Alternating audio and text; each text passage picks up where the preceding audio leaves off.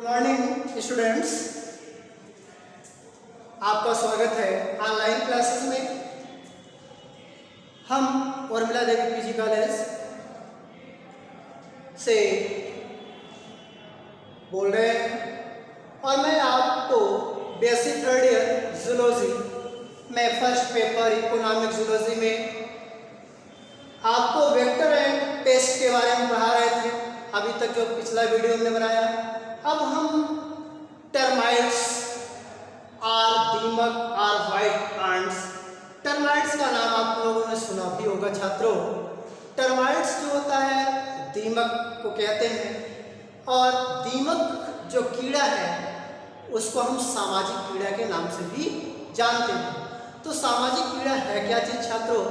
आप देखते हैं कि ये टर्माइट्स हमारा जो है जहाँ पे नमी ज़्यादा रहती है, मॉइस्चर जहाँ रहता है वहाँ पे ये अपनी एक कॉलोनी बना लेते हैं। ये अकेले कभी नहीं रहते हैं छात्रों, जहाँ भी रहेंगे यह एक कॉलोनी में रहेंगे और कॉलोनी जो होती है इनका एक समूह है, एक समुदाय है, जिस समुदाय में कई लोग रहते हैं। तो ये हमारा जो टर्माइट्स दीमक, सबसे पहले हम इनका वर्गीकरण जान लेते हैं कि यह किस वर्ग में रखे गए हैं, इनकी फैमिली क्या है, इनका जीनस क्या है, इनका स्पीसीज क्या है, वंश जाति क्या है। तो छात्रों अब हम आपको पहले इसमें बताएंगे कि सिस्टमेटिक पोजीशन इनका है क्लास इंसेक्टा, उसके बाद आर्डर आता है, आर्डर है हेमिपटेरा, आइसोपटेरा और जीनस है इनका, जीनस माइक्रोटर्मिस ओबीसी है। इनका क्या है? माइक्रोटर्मिस ओबीसी। तो छात्रों इसमें कई स्पीसीज है, जीनस है जो है माइक्रोटर्मिस, आपका जीनस है, ओबीसी स्पीसीज है। तो माइक्रो अभी इसमें क्लियर जो है स्पेशली किसी एक का नहीं दिया है। और इसमें जो फैमिली है, अगर हम कह दें कि फैमिली टर्मिटिडी है, टर्मिटिडी। इनका जो फैमिली है वो आपका टर्मिटिडी है। तो जीनस में हमने बताया कि माइक्रोटर्मिस ओबीसी है और इसमें जो इनका क्लास है इंसेक्टा है, ऑर्डर जो है एसोपटेरा है। अभी तक हम लोगों ने हेमिपटेरा 2 वीडियो बनाए थे, हेमिपटेरा था, लेकिन इनका जो है ऑर्डर बदल गया। क्लास तो वही है लेकिन ऑर्डर बदल गया छात्रों। अब हमें पता चल गया कि यह आइसोपटेरा ऑर्डर है, क्लास इंसेक्टा है। जितने भी इनसे कीड़े होते हैं वो इंसेक्ट होते हैं, उनका क्लास ही इंसेक्टा होता है छात्रों। तो अब हम आपको जो अगला पॉइंट है कि टर्माइट्स का जो स्ट्रक्चर है, टर्माइट्स की जो संरचना है, सबसे पहले तो हम टर्माइट्स के बारे में थोड़ा सा जनरल बता देते हैं कि टर्माइट्स कहाँ कहाँ पे पाए जा सकते हैं, इनका निवास स्थान क्या है। तो termites are the social insect. Termites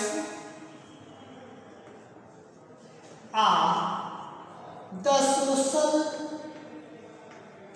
insect. सबसे मेन पॉइंट यही है कि इनको एक सामाजिक कीड़ा के नाम से जानते हैं कि termites are the social insect and their colony comprise of 6 caste. The colony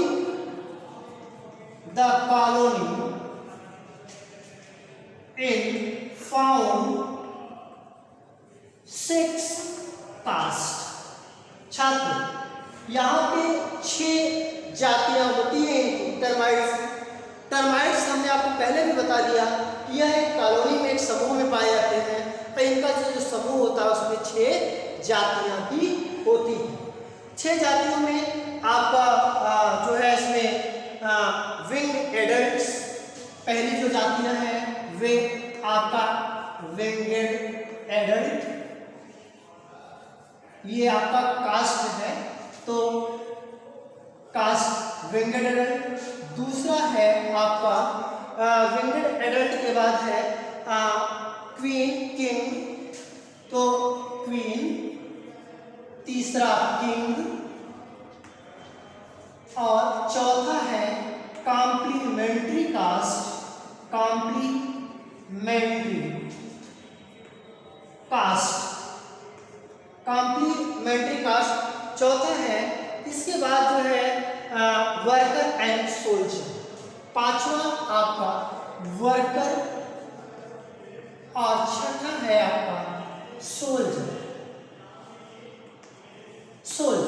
तो छात्रों, जो आपका वर्कर एंड सोल्जर है, तो अब यहाँ पे सोल्जर्स, तो अब एक तरीके से हमने आपको बताया कि जो इनकी 6 जातियां हैं, चाहे वो विंगड एडल्ट, क्वीन है, किंग है, कॉम्प्लीमेंट्री कास्ट है, वर्कर, सोल्जर। अब ध्यान दीजिएगा, हमेशा क्वीन जो है अंडे को प्रोड्यूस करती है और आगे की तरफ बढ़ाने का काम करती है। वर्कर हमेशा कॉलोनी को मेंटेनेंस करता है, आउटडोर और इंडोर ड्यूटी करता है, और नहीं मतलब ऑलरेडी एक तरीके से वर्कर जो होता है पूरा कार्य करने में सहयोग देता है। और जो सोल्जर, जो सैनिक होते हैं, वो क्या करते हैं कि कॉलोनी के बाहर और भीतर की तरफ जो है सुरक्षा करने का काम करता है। छात्रों, ये तो टर्माइट जो सामाजिक कीड़ा है उसमें एक तरीके से हम कह सकते हैं कि जो 6 जातियां हैं, 6 जातियां का अलग अलग वर्ग है। तो आगे हम अभी तो सामान्य तरीके से हमने आपको बताया कि टर्माइट्स में सोशल इंसेक्ट कहा जाता है, और टर्माइट्स की जो सोशल इंसेक्ट की जो कॉलोनी होती है उस कॉलोनी में 6 जातियां होती हैं। 6 जातियों के हमने नाम आपको बता दिया। अब हम आगे बढ़ेंगे। The main food of termite consist of cellulose. The main food of termites consist of cellulose, मतलब जो मेन फूड है वो termite consist of cellulose. Cellulose rich material like, cellulose rich material like, क्या क्या मटेरियल सेलुलोज के द्वारा, जैसे cellulose तो मेन कंसिस्ट हो गया, रिच मटेरियल लाइक, क्या क्या लाइक करेगा, वुड वर्क, सबसे मेन वर्क यही वुड वर्क। वुड वर्क के अलावा जो है mango, sugarcane, potato, mango, sugar cane,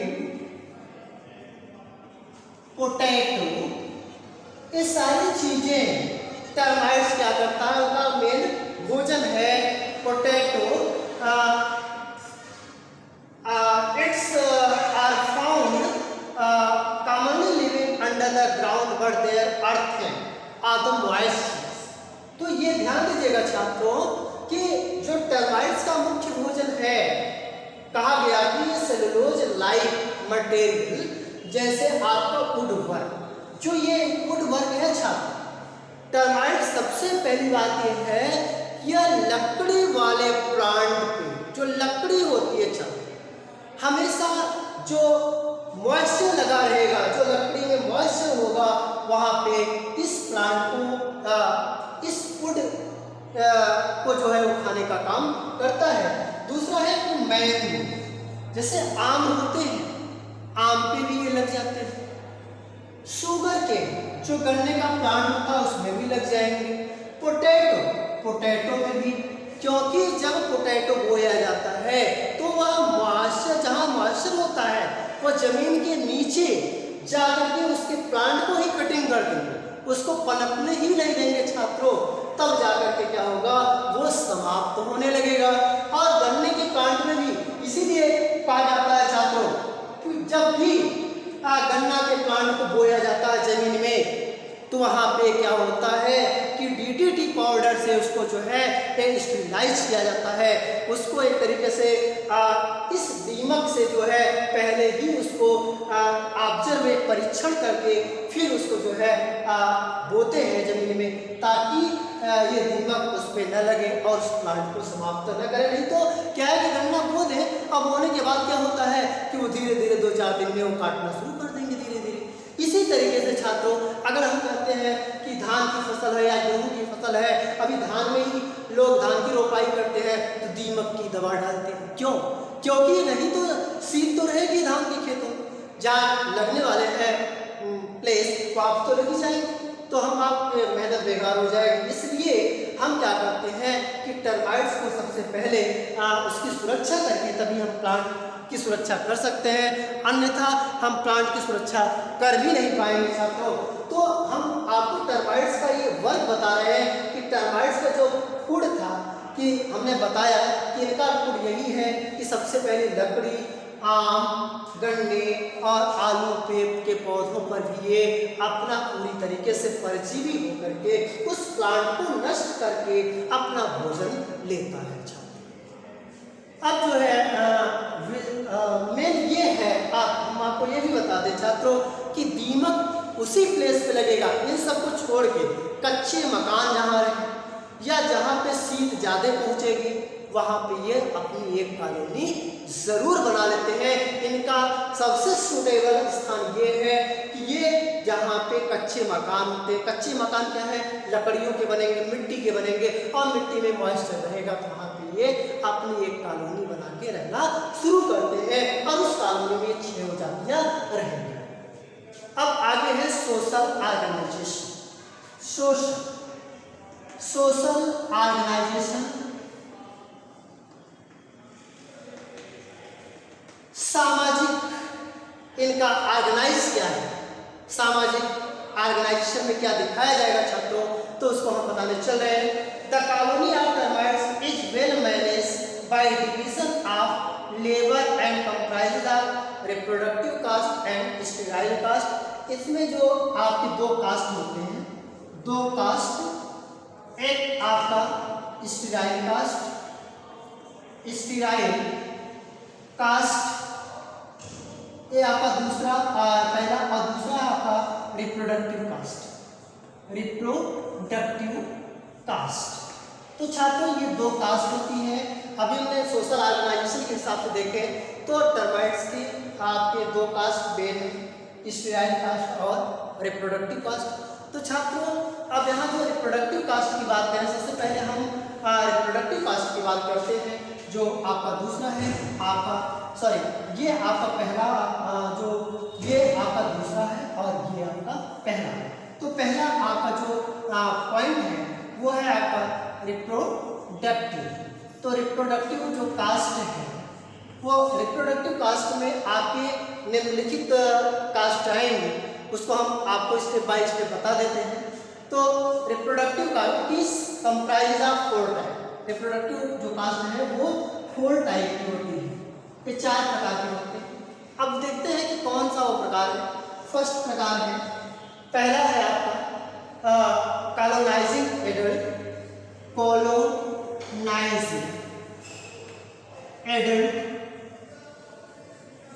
और दूसरा है आपका क्वीन, तीसरा किंग, चौथा कॉम्प्लीमेंट्री कास्ट। दूसरा क्वीन और तीसरा है किंग और चौथा है कॉम्प्लीमेंट्री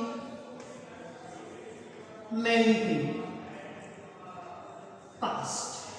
तो छात्र ये रिप्रोडक्टिव कास्ट की बात आती है कि टर्माइट्स में जो सोशल ऑर्गेनाइजेशन के आधार पर जो 2 कास्ट हमने आपको बताया, उस 2 कास्ट में जो रिप्रोडक्टिव कास्ट है उसमें आपके 4 टाइप हैं, 4 प्रकार हैं, जो कि कॉलोनाइजिंग एडल्ट है, क्वीन है, किंग है, complementary cast.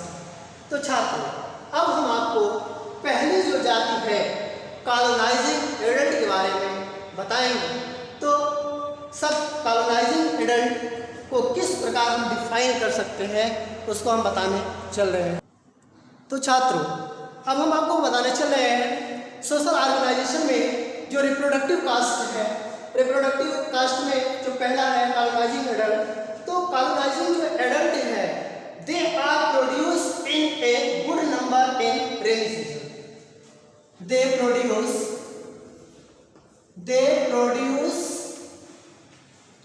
is a good number in rainy season.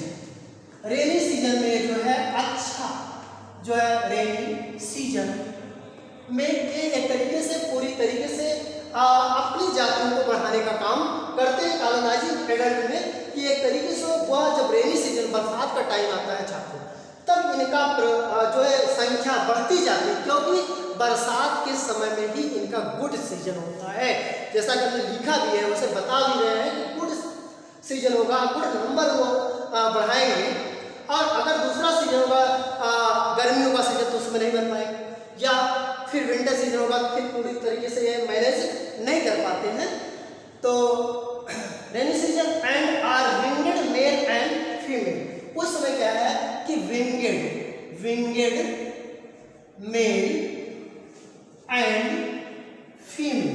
एक तरीके से कह सकते हैं कि रेनी सीजन में जब ये इनका जो नंबर ज्यादा होता है, तो उसमें आपके जो पंखदार मेल और पंखदार फीमेल जो जातियां जो उत्पन्न होती है ज्यादा संख्या में होंगी। Both male and female individual go on nuptial flying. जब both male and female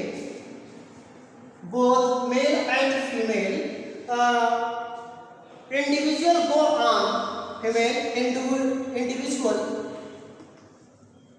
go on nuptial dance. कह सकते हैं कि जब ये अपने रेनी सीजन में जब उत्पन्न होते हैं, तो एक साथ मेल और फीमेल जो है नृत्य करते हुए वो अपने कॉलोनी को मेंटेन करते हैं। Copulate there in the sky. और जब नृत्य डांस के माध्यम से वह स्काई इन कपलेट, स्काई में जो है वो कपलेट करके जो है अपनी संख्या को बढ़ाने का वर्क करते हैं। Copulate there in sky and the female after fertilisation में है न्यू कॉलोनी सेपरेट।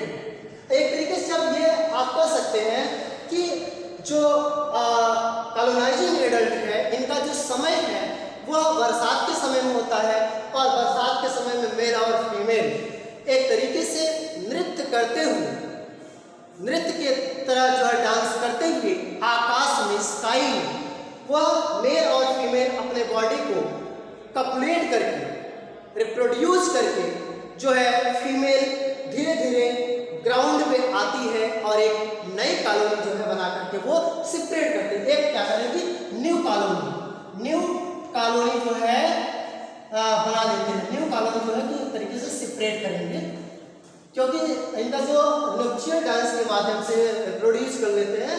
और जैसे ही इसमें जो मेल होता है, मेल क्या करता है कि वो रिप्रोड्यूस करने के बाद वो डेथ हो जाती है उसकी, और तब उसकी बॉडी जो है सेपरेट होती है। और सेपरेट होने के बाद धीरे धीरे फीमेल जो है स्काई से जो है कि ग्राउंड पे आता है, और ग्राउंड पे आकर के वो एक नई कॉलोनी जो है बना करके सेपरेट हो जाते हैं। ये तो आपका पहला जो कॉलोनाइजिंग एडल्ट था। तो छात्रों, अभी हम आपको चर्चा कर रहे थे कॉलोनाइजिंग एडल्ट में जो सोशल ऑर्गेनाइजेशन के आधार पे रिप्रोडक्टिव कास्ट की बात कहे थे। हमने आपको बताया कि इनका कुछ अलग से ही होता है। अदर एनिमल में आप कह सकते हैं कि बॉडी कपलेट होती है, लेकिन इनमें एक बहुत ही महत्वपूर्ण बात यह है कि इनमें जो मेल पर्सन होता है वो क्या करता है कि रेनी सीजन में जब पैदा होता है, धीरे धीरे बड़ा हुआ, फिर वो अपने बॉडी को जब रिप्रोड्यूस करने के लिए सोचता है, तो उसमें कपलेशन के दौरान की बॉडी एक में जुड़ती है, कपलेट होती है, और फिर ये कपलेट होकर के आकाश में उड़ने लगते हैं। और जैसे नृत्य होता है, नृत्यांगनाएं जो होती है नृत्य करते हुए दिखाई पड़ते हैं, वैसे ये भी करते हैं। और ये आसमान में जा करके पूरी तरीके से अपनी बॉडी को कपलेट करते हैं। तब तक इनकी बॉडी अलग नहीं होगी जब तक मेल टर्माइट्स का डेथ नहीं होगा। और मेल टर्माइट्स का जब डेथ होता है तो धीरे धीरे क्या होता है, फीमेल जमीन पे आकर के एक नई कॉलोनी बना करके वो अलग हो जाती है।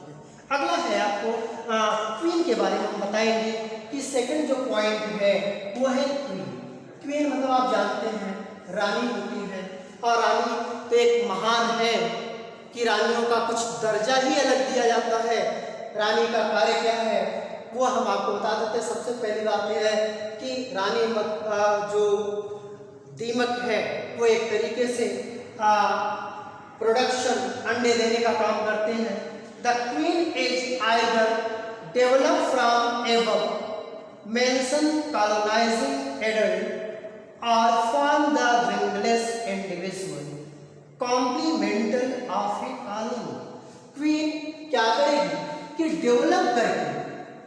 डेवलप करने के बाद जो विंग बनता है विंग लेस कर देगी और एक कॉम्प्लीमेंटल जो है कास्ट लाएगी, कॉम्प्लीमेंट मतलब एक तरीके से क्वीन हमेशा जो कॉलोनाइजिंग एडल्ट का काम नहीं खत्म, उसके बाद क्या है क्वीन में वो विंगलेस जो queen is either develop from above the mention colonising adult for the wingless are individual complemental of a colony. The queen of the Microtermes obesi, the queen of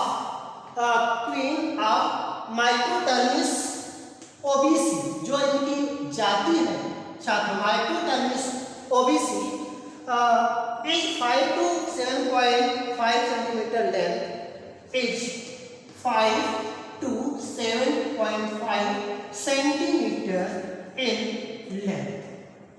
जो माइक्रोटर्मिस ओबीसी जो जाति है, जो queen के बारे में बता रहे हैं, क्वीन ऑफ माइक्रोटर्मिस ओबीसी, इनका जो साइज है छात्र ये आपका 5 सेंटीमीटर से लेकर के 7.5 सेंटीमीटर इनका जो है लेंथ होता है। The sole function of the queen, the sole function of queen का जो कार्य है, queen is egg laying which less egg laying queen which egg laying कितना egg laying करता है, egg laying which lays 70,000 to 80, which lays eggs about 70,000 to 80,000 और 70 से 80,000 जो अंडे को प्रोड्यूस करते हैं एक्स इन 24 आवर्स, एक्स इन 24 आवर्स। सबसे महत्वपूर्ण पॉइंट है छात्रों कि एक क्वीन जो माइक्रोटर्मिस ओबीसी है 24 घंटे में 70 से 80,000 जो है अंडे को छोड़ती है, लेइंग करती है। The life span of a queen is recorded to be 5 to 10 years। तो the life span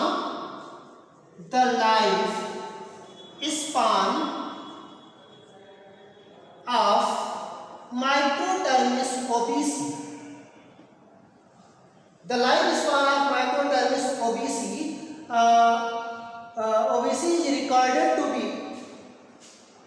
is recorded to be 5 to 10 years। 5 से 10 साल जो है इनका लाइफ स्पान रिकॉर्ड किया गया है छात्रों। The queen live in A royal chamber of the nest and feed of Ryle's. तो एक सुंदर सा नेस्ट और रॉयल जेली को ये फीड करता है। इसको हमने बताया कि क्वीन एक तरीके से कॉलोनाइजिंग एडल्ट में विंग्स को लेस करता है और एक कॉम्प्लीमेंटल कास्ट का निर्माण करने के बाद यह जो है इसकी जो लंबाई होती है 5 से 7.5 सेंटीमीटर और फिर ये जो सोल फंक्शन करता है वह एक्स लेन जो करता है वह 24 घंटे में 70 से 80 हजार अंडे को छोड़ने का काम करते हैं और उसके बाद जो इनकी लाइफ स्पान है वो 5 से 10 वर्ष है छात्रों। अब हम अगला पॉइंट बताएंगे आपको थर्ड किंग के बारे में कि किंग जो जातियां हैं तो किंग जो मेन है वो उसका क्या रफ्तार है, उसका क्या वर्ग है। तो थर्ड पॉइंट आपका किंग है। तो किंग आप जानते हैं कि राजा होता है और राजा का काम आप सभी जानते ही हैं कि the king is the father of the colony. The king is the father of colony, वह कॉलोनी का पिता कहलाता है, इसलिए इसका नाम किंग रखा गया। छात्रों न जान लीजिए कि जो परिवार का राजा होता है, जो परिवार का फादर होता है वही राजा कहलाता है, उसके अनुसार वर्ग चलता है। तो father of colony living with the queen in the royal chamber, living with